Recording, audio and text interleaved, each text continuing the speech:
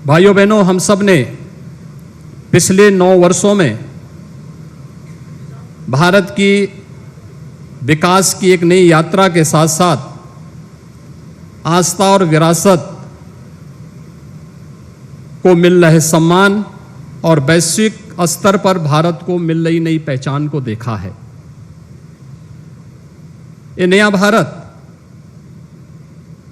जिसमें समग्र विकास की अवधारणा चरितार्थ होती हुई दिखाई दे रही है, तो साथ साथ भारत की गौरवशाली आस्था और विरासत को भी एक नई पहचान मिली है। हम में से हर व्यक्ति जानता है, योग भारत की अति प्राचीन विधा रही है, लेकिन पहली बार योग वैश्विक मान्यता प्राप्त हुई है।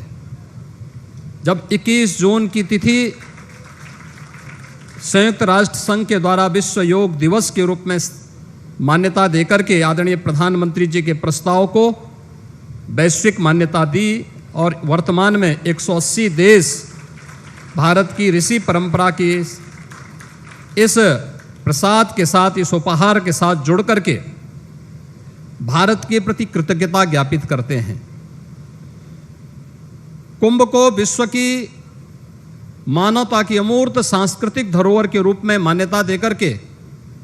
प्रयागराज कुंभ को वैश्विक मान्यता दिलाने का कार्य 2019 में देश ने भी और दुनिया ने भी देखा है।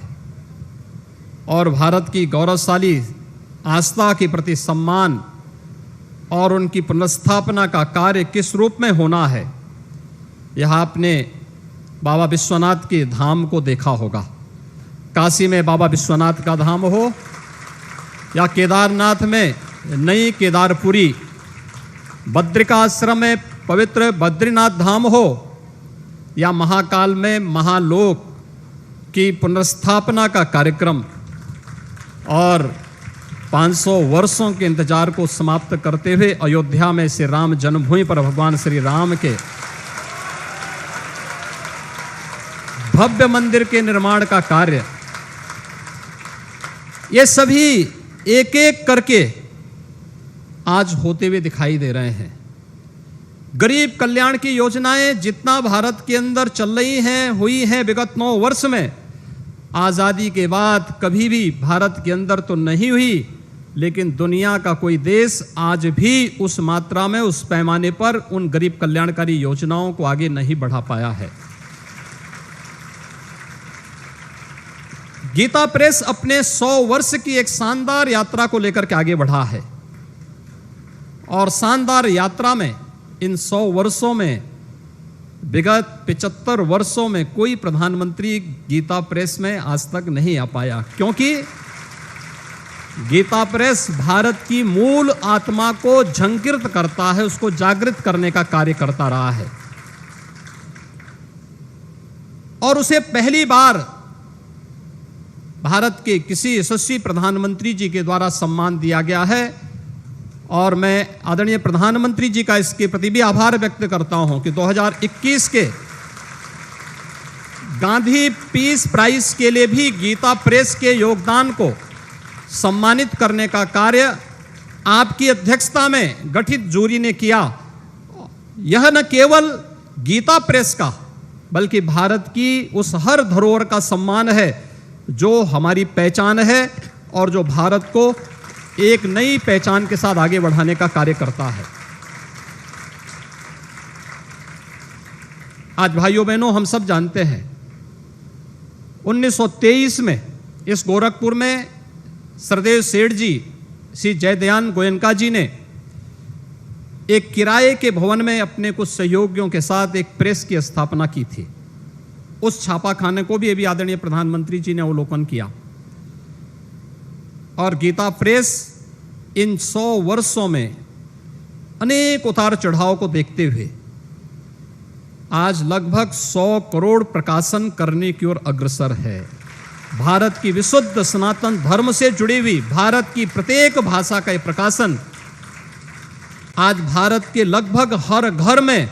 मौजूद है। ये हर भारतीय को गौरवान्वित करता है, उसके अपने मूल के साथ जोड़ने का कार्य करता है। एक और आस्था का सम्मान और दूसरी तरफ विकास की नई यात्रा को ध्यान में रख करके देश के अंदर जो कुछ भी देखने को मिला है, ये तो गोरखपुर का वासी हर व्यक्ति जान रहा है। 30 वर्षों से बंद गोरखपुर का खाद कारखाना आज अपनी 110% क्षमता से कार्य कर रहा है। गोरखपुर में एम्स कोई सब कल्पना भी नहीं करता था, लेकिन वह भी आज साकार हुआ है और भव्य रूप से गोरखपुर का एम्स पूर्वी उत्तर प्रदेश, पश्चिम उत्तर बिहार और नेपाल के एक बड़े भूभाग को बेहतर स्वास्थ्य की सुविधा उपलब्ध करा रहा है। गोरखपुर में और पूर्वी उत्तर प्रदेश में इंसेफ्लाइटिस जैसी बीमारियों के समाधान के लिए ICMR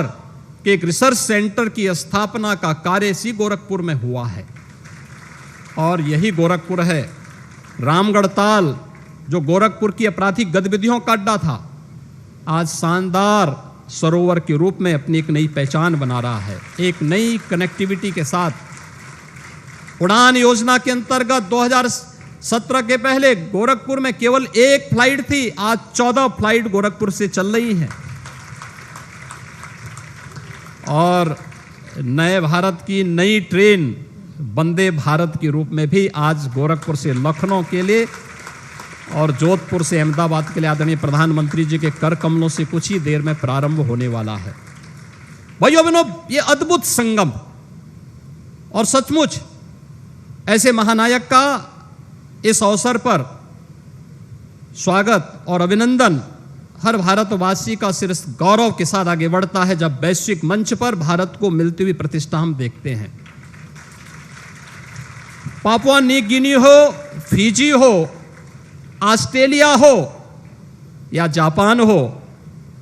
या दुनिया के दादा के रूप में माने जाने वाले अमेरिका के अंदर प्रधानमंत्री जी की लोकप्रियता या दुनिया के किसी भी अन्य उस मंच पर या भारत के 140 करोड़ लोगों के सिर को गौरव के साथ आगे बढ़ाता है और हर भारतीय को आगे बढ़ने के लिए एक नई प्रेरणा भी प्रदान करता है। और इसीलिए तो श्रीमद् भगवद गीता में भगवान ने इस बात को कहा कि ददा चरित श्रेष्ठस तत् देवे तरो जना स यत प्रमाणम कुरुते लोकस तदनुवर्तते। श्रेष्ठ पुरुष जिस प्रकार का आचरण करता है, अन्य लोग भी उस प्रकार का आचरण करने लगते हैं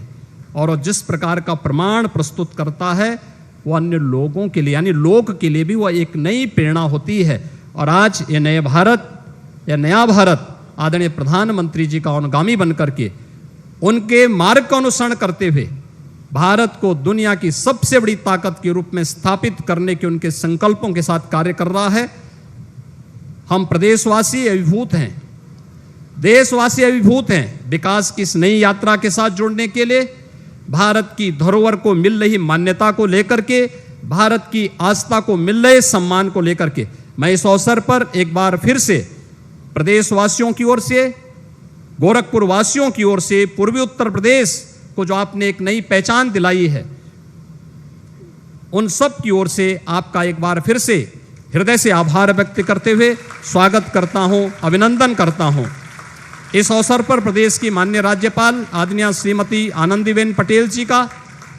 भी मैं हृदय से अभिनंदन करता हूं, जिनका मार्गदर्शन प्रदेश के विकास के लिए हम सबको सदैव एक नई प्रेरणा प्रदान करती है। गीता प्रेस से जुड़े हुए ट्रस्टी बोर्ड को,